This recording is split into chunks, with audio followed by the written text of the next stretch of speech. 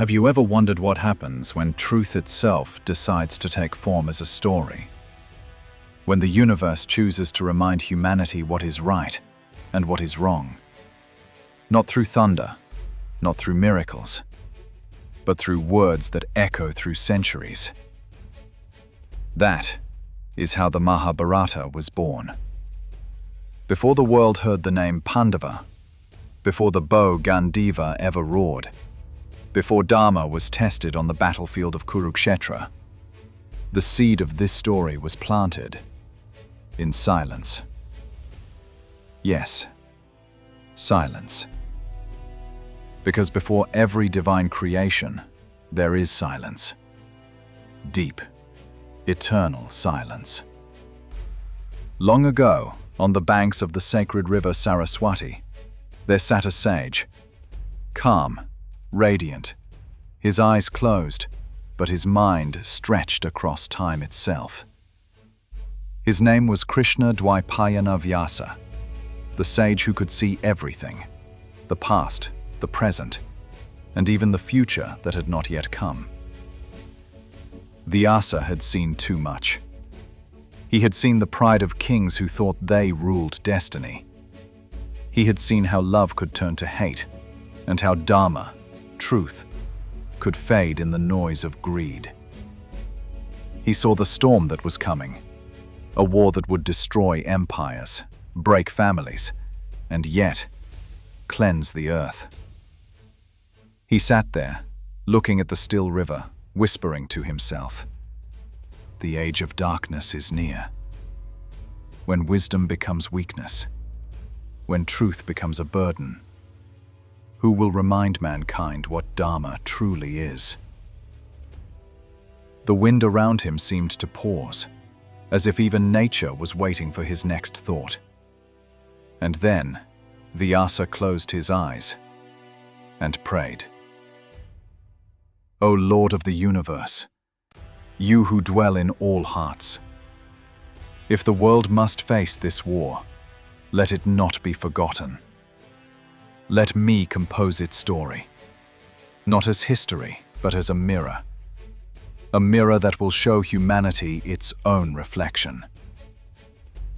And from that stillness came a divine voice, a whisper of light.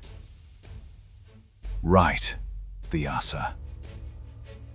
Tell the story of men and gods, of Dharma and Adharma.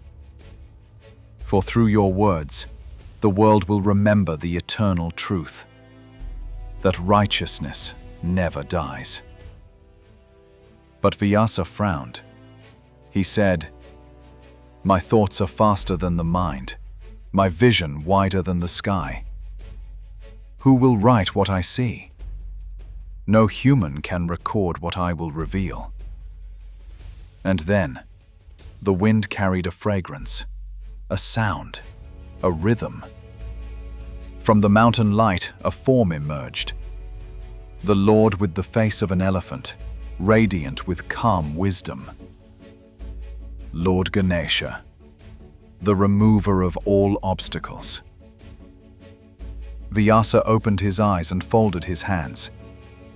"O Ganesha, you who are worshipped before every beginning, will you write this story of Dharma for me?" Ganesha smiled, his eyes glowing like the moon. "I shall, O sage, but on one condition. Once I begin writing, I will not stop. If you pause even for a moment, I will stop forever." Vyasa smiled in return. "Then hear my condition, O Lord. You must understand every verse before you write it." And thus began a divine partnership. The sage who saw destiny, and the God who could write it. The world fell silent. The rivers slowed. The mountains listened. Even the wind became still, as if creation itself waited to hear the first words. Vyasa closed his eyes. The sound of his breath merged with the hum of the universe. And then he began.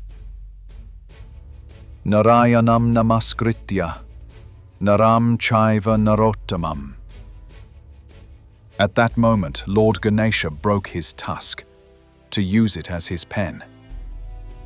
With that sacred tusk, he began to write.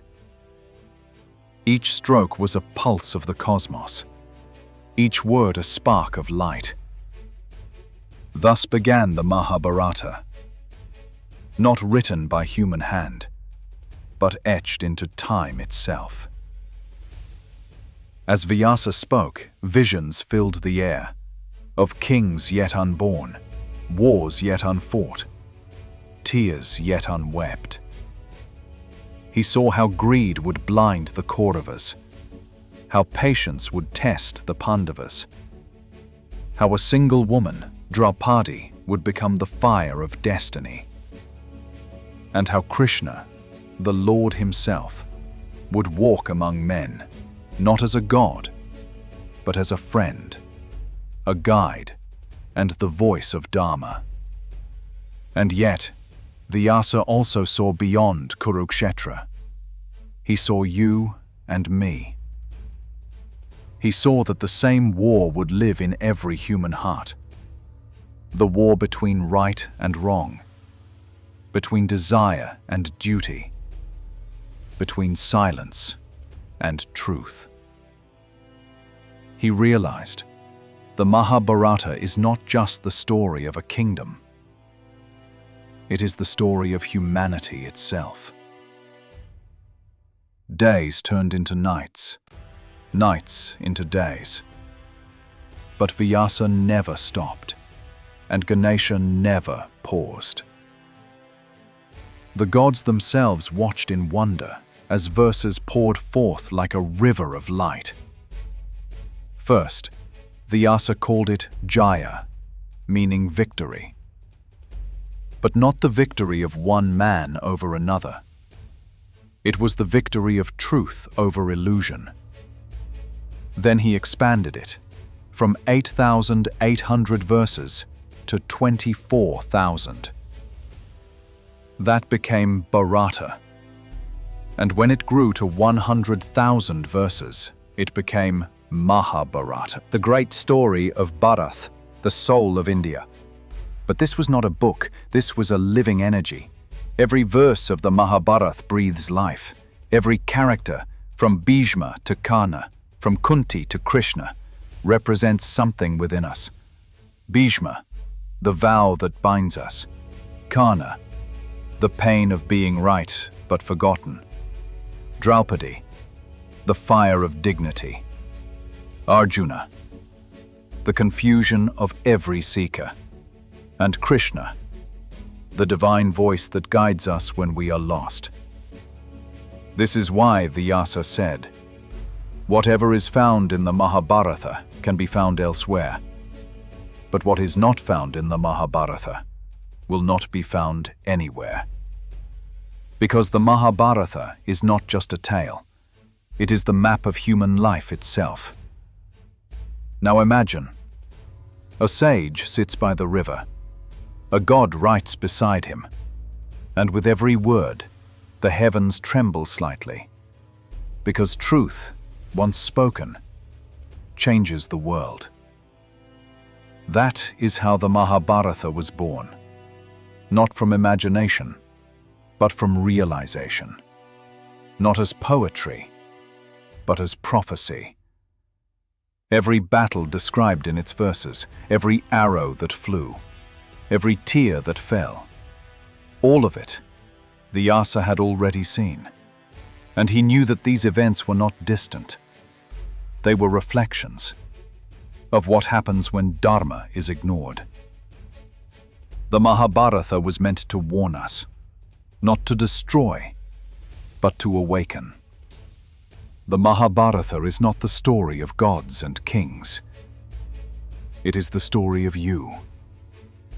It is your confusion, your courage, your Dharma, and your choice. Next episode: King Shantanu and Ganga. the love that changed destiny, a love so pure that even the river wept.